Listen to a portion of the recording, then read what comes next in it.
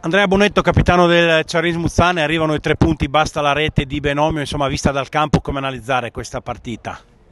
Beh, siamo contenti della vittoria, importantissima in questo momento qua. È stata una partita dove secondo me abbiamo fatto un buon primo tempo, dove abbiamo tenuto noi il possesso del pallone, abbiamo creato delle occasioni, la punizione di Gabrieli, poi subito ha fatto assist a Liu, che siamo contenti che sia arrivati da noi, che ci sta dando una grossa mano e ci darà una grossa mano.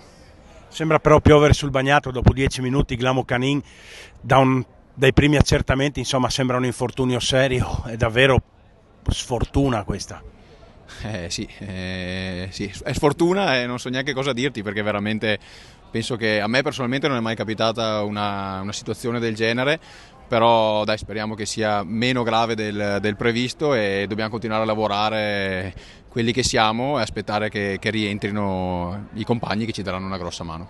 Alla fine forse sofferto un po', l'Adriese ci ha provato, ma insomma forse questa è la Serie D, tu che la conosci bene. Sì, l'Adriese ci ha provato, ma come è giusto che sia, perché comunque non avevano niente da perdere gli ultimi minuti, gli ultimi 10 minuti hanno provato a buttare su palloni.